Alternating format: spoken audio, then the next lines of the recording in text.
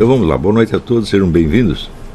Hoje eu queria voltar a um tema que eu já toquei de passagem várias vezes, mas que eu acho que merece um estudo mais aprofundado, que é o que eu chamei de teoria semiológica ou semiótica do conhecimento. Existe uma nuance sutil aí de diferença entre semiótica e semiologia, mas não vem ao caso no momento. A filosofia moderna começa com a divisão cartesiana entre os dois tipos de substâncias, como ele as nomeia, que é a substância pensante e a substância extensa. Uma que tem a característica da sua presença imediata a si mesma, através do cogito. Se eu penso, portanto eu existo, eu estou presente a mim mesmo no ato de pensar e no ato de tomar consciência de que penso. E a outra substância que tem a característica de poder ser medida. Muito bem, existem vários problemas nessa distinção. Em primeiro lugar, porque a própria consciência que o eu tem de si mesmo deve poder ser medida no tempo. Embora haja dificuldades técnicas quase intransponíveis para isso, teoricamente não é impossível, porque se você tem consciência de algo, não pode ser uma consciência que dure num momento infinitesimal ou num momento nulo. Ela tem que durar alguma coisa, ela tem que perseverar.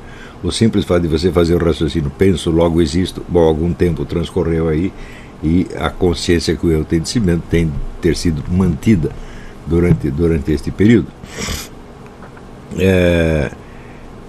Mas, apesar desses problemas, essa distinção ela se impregnou profundamente na mente ocidental, e vamos dizer que até hoje a maior parte das pessoas pensa de acordo com esta distinção. Quer dizer, popularmente, esta ainda é a concepção vigente. Ao longo do tempo, isto evolui para a convicção de que nós só temos certeza dos nossos próprios estados interiores e não dos objetos que corresponderiam teoricamente a eles. Ou seja, o eu tem esta presença imediata a si mesmo, de modo que ele não pode duvidar da sua existência. Mas todos os outros objetos do mundo só chegam a ele através do quê? Da sua própria consciência. Quer dizer, se você vê algo, você está tomando consciência daquilo, portanto aquilo é um conteúdo da sua consciência. Você só tem certeza do conteúdo da sua consciência e não do objeto externo correspondente. Daí se desenvolve toda a tradição chamada idealista, segundo a qual a única realidade existente é a da subjetividade humana e o resto é tudo duvidoso. Kant não coloca isso em dúvida, ele apenas ressalta que, como todos os seres humanos têm um aparato cognitivo idêntico, então o que eles percebem tem uma validade universal, não quer dizer uma veracidade objetiva. Ele mesmo diz que os objetos, as coisas tal como são em si mesmas, são inalcançáveis. Nós só sabemos delas o que o nosso aparato cognitivo apreende. Mas ao apreendê-las, esse aparato cognitivo lhes dá a sua própria forma. Por exemplo, nós enxergamos dentro de um espectro de ondas luminosas X. O que está fora disso nós não percebemos. Isso quer dizer que nós projetamos esta escala sobre o objeto e só percebemos dele o que está dentro da nossa capacidade de apreensão, a qual não corresponde necessariamente à estrutura do próprio objeto.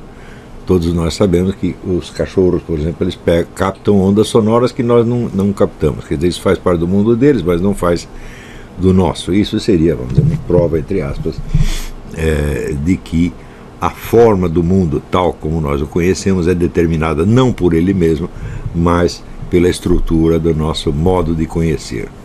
Tá certo? Então, esta tendência idealista, ela se impregnou tão profundamente que acabou por influenciar todo mundo, por exemplo, das ciências sociais, através do positivismo e da obra de Max Weber. São basicamente herdeiros de Kant, não é isso?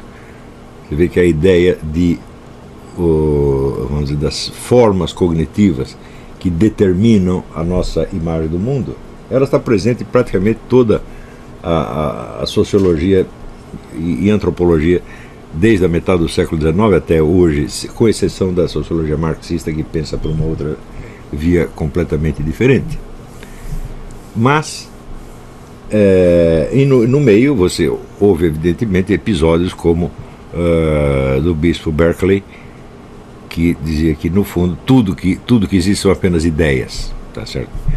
Então nós não temos certeza da existência de nenhum objeto, tudo o que nós vemos são ideias, são estados interiores nossos.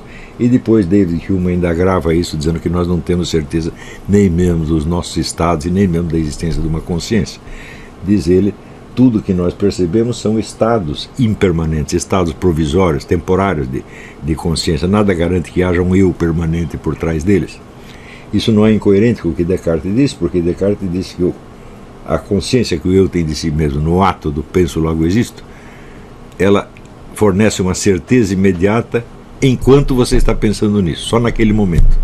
Portanto, Descartes não afirma nem mesmo a existência de um eu contínuo, mas apenas de um eu atomístico, do eu correspondente àquele momento do cogito ergo sum. É certo? Bom, tudo isso de fato é muito interessante e é muito difícil de escapar disso aí.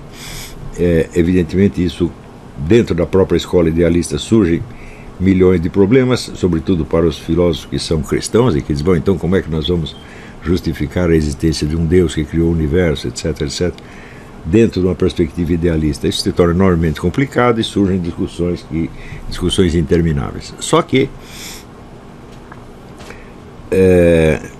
logo no início desse processo, houve um filósofo português, João Ponceau, também conhecido como João de São Tomás, que ele iniciou uma linha de investigações totalmente diferente, que só seria continuada no século XIX por Charles Sanders Peirce e no século XX por toda uma tradição de semiologia que hoje já é vastíssima.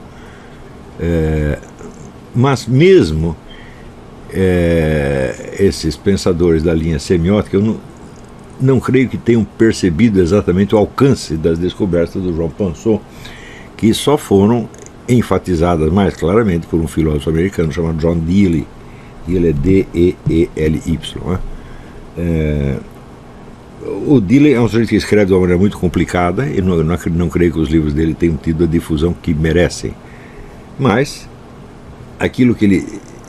o modo como ele interpreta o desenvolvimento da história moderna, ou seja, 99% da corrente tomando a direção idealista e o João Ponceau ficando falando sozinho, né, até ser redescoberto, eu acho que essa descrição é perfeitamente correta. As observações do Ponceau são de uma obviedade gritante. Então, em primeiro lugar, ele diz tudo aquilo que nós pensamos e aquilo que nós percebemos são signos. Tanto aquilo que eu penso quanto aquilo que eu percebo. Por exemplo, se eu penso a imagem de um leão, isso não implica nenhuma presença de um leão, uma coisa que está presente apenas à minha consciência. E se eu vejo um leão, o que eu estou vendo é uma imagem que está gravada na minha retina e que persiste na minha memória, ou seja, é também um signo, não é isso? Então, isso quer dizer que, no fundo, nós não temos nenhuma percepção de nenhum objeto real, mas apenas de algum signo dele. Porém, isto não deve ser interpretado no sentido idealista, muito menos no sentido kantiano, porque existe uma diferença fundamental entre dois tipos de signos. Um é o signo que eu penso ou que eu recebi de uma outra pessoa quando eu vejo, por exemplo, um retrato pintado de uma girafa. Eu não estou vendo girafa nenhuma, eu sei distinguir entre o que seria o signo e o que seria a girafa real, tá certo? Mas quando eu vejo a girafa real, eu vejo a girafa inteira. Existe algum objeto tridimensional no mundo que algum ser humano jamais tenha visto inteiro? Isso é absolutamente impossível, porque se os objetos estão no espaço e são tridimensionais, você só pode ver alguns lados deles. Esta simples experiência eles mostram. Se você pegar qualquer objeto sólido com 6 lados, você só vê 3 deles. Esses 3 indicam ou significam a presença de outros 3, mas você não está vendo. Esses outros 3 lados, eles não são atualizáveis na sua mente, eles estão presentes virtualmente. Quer dizer, você imagina que se você virar a caixa, você vai ver os outros 3 lados. E assim por diante. Se você vê um leão, e você viu algum leão inteiro, um leão concreto, um leão efetivo, ou você viu só a superfície de um dos lados do leão? Que seja um elefante. Você viu um elefante inteiro? Nunca ninguém viu um elefante inteiro. Só Deus pode ver um elefante inteiro. Deus viu o elefante pelos 2 lados, pelos 3 lados, 4 lados, 5 lados, por dentro, por fora, tudo ao mesmo tempo. Mas nós não.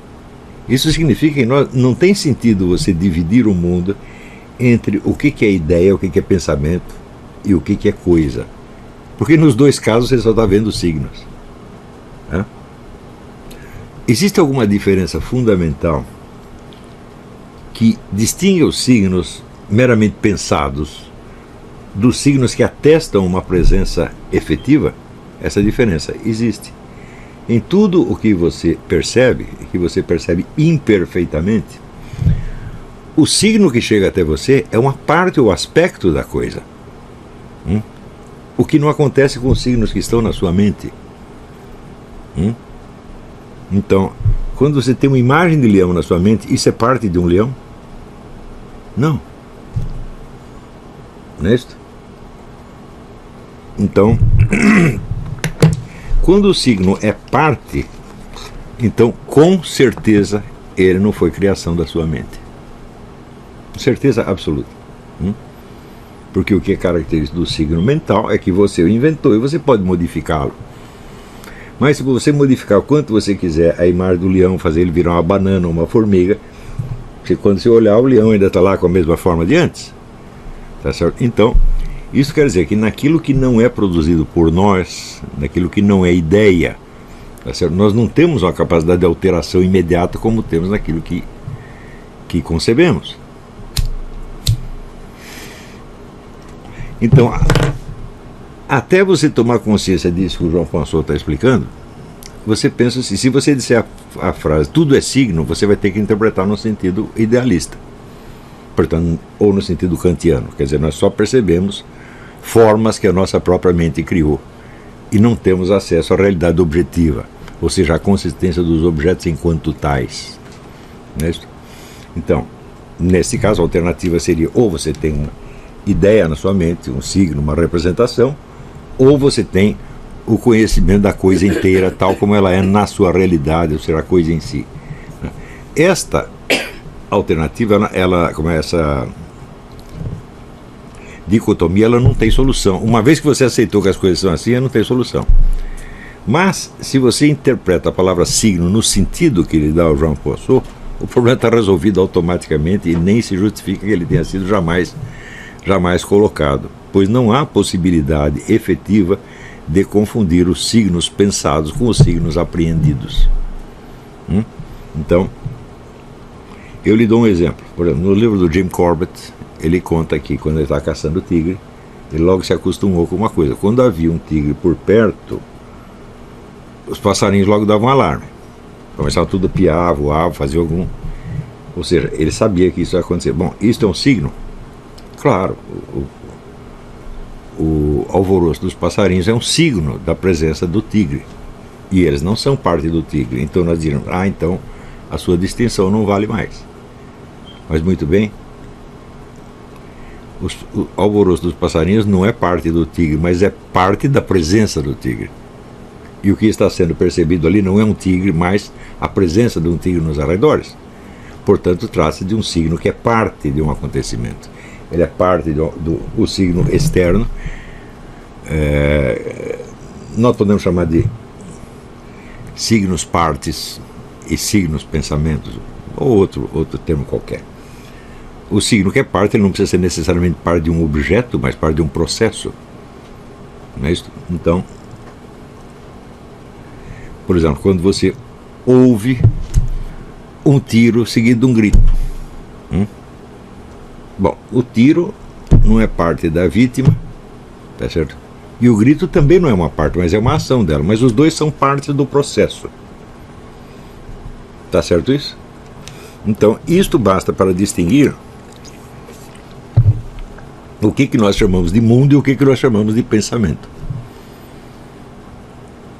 Isso significa que 3 séculos de filosofia que ficaram discutindo sujeito e objeto criaram, vamos dizer, uma dicotomia absolutamente insolúvel e absolutamente desnecessária. Porque, na verdade, o senso comum, ele faz essa distinção automaticamente. Eu sei que aquilo que eu altero na minha mente não está automaticamente e por isso mesmo alterado no mundo real. Não é isso? Então, se eu tenho, por exemplo, entra o ladrão dentro da minha casa, não adianta eu pensar que ele não está na casa, ele não vai sair de lá por causa disso. Quer dizer, a alteração que eu posso fazer, ela não tem alcance sobre o objeto. Embora deste objeto eu não conheça a sua substância concreta na sua totalidade, embora eu só conheça dela um signo, eu sei que esse signo tem uma autonomia em relação a mim, o que os signos que eu pensei não têm de maneira alguma. Isso, na verdade, é instintivo no ser humano. Tá certo? Mas existe uma velha... Desde o tempo do Descartes, se tornou uma mania nos filósofos, entre os filósofos, achar que é elegante você desmentir o senso comum ou você desmentir o conhecimento pré-filosófico, o conhecimento pré-crítico, ou chamado realismo ingênuo. Né? Na verdade, o realismo ingênuo ele só é ingênuo porque ele não foi raciocinado criticamente, ele é, por assim dizer, espontâneo. Mas não quer dizer que no seu conteúdo ele seja ingênuo ou seja errado. Porque tão logo você começa a examiná-lo criticamente, você vê que ele tem muito mais razão do que os filósofos. Como eu estou acabando de mostrar nesse momento. Só faltava, em toda esta questão de sujeito-objeto, faltava um elemento, que é o quê? O signo. Então, inclusive, quando você fala do eu, né, eu penso, logo existo, e o que você está tendo acesso imediato ao seu eu? O próprio Descartes diz que é o acesso, esse acesso é momentâneo. A consciência que o eu tem da sua própria existência só é válida naquele momento que ele está pensando nisso. Eu digo, mas isso quer dizer que o seu eu surgiu exatamente nesse momento, pensou eu existo e desapareceu em seguida?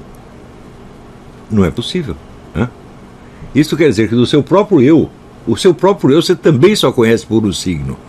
O cogito ergo sum é o signo da presença de um eu. Agora, este signo, presta bem atenção, este signo da presença do eu é um signo só pensado ou é um signo parte? Dá a impressão que é um signo só pensado, porque é você mesmo que está pensando. O cogito ergo sum é um signo do eu, não é isso? Mas ao mesmo tempo ele é um ato praticado por esse mesmo eu. Portanto, ele não pode ser só pensado. E a verdadeira diferença entre o subjetivo e o objetivo está nisto. O eu não pode se pensar a si mesmo como totalidade, ele só pode se pensar por um signo de um ato instantâneo, mas ele não pode fazer com que este ato instantâneo seja apenas um signo convencional, um signo pensado. É um signo inerente ao próprio eu, porque é um ato do próprio eu. Portanto, o cogito ergo sum faz parte de um eu, e eu sou obrigado a reconhecer que esse eu existe. Tá certo? E sou obrigado, no mesmo ato, a reconhecer que este eu transcende infinitamente o cogito ergo sum, isto é, o signo momentâneo que ele tem de si mesmo. Senão, eu teria que proclamar que o meu eu surgiu num momento infinitesimal, disse penso logo existo e desapareceu. Aliás, ele nem poderia completar essa frase penso logo existo, porque isso transcorre tempo para pensar isso. Então isso quer dizer que dentro da própria subjetividade nós já temos a prova incontestável, imediata, autoevidente, por assim dizer. Nós temos a evidência, ainda mais que a prova, tá certo? Da presença de um objeto que transcende o seu próprio signo, já que o signo é parte dele. Deu para entender? Ou seja, você aprofundando a própria análise cartesiana, você vê que a presença de objetos reais que transcendem a esfera do pensamento é a condição sine qua non para que exista o próprio pensamento. O próprio eu, não é que você chega à conclusão de que você existe porque você pensa, mas é o contrário. Para pensar você tem de existir. E este pensar que existe é um ato que este eu praticou num determinado momento, ato que não o abrange inteiro, mas apenas o significa. Mas o significa no sentido de signo parte e não de signo meramente pensado. Vocês imaginam se os filósofos na entrada da modernidade tivessem parado para prestar atenção nisto? Ou seja, se tivessem lido João Ponceau. João Ponceau é um gênio muito maior do que Descartes, muito maior do que Kant, muito maior do que todos os filósofos modernos. inclusive Hegel. Nós podemos dizer que todas as dificuldades da filosofia moderna já estão resolvidas no João Ponceau desde 1600. E o mundo acadêmico, os filósofos levaram 3 séculos para acordar, para ver que isso tinha acontecido.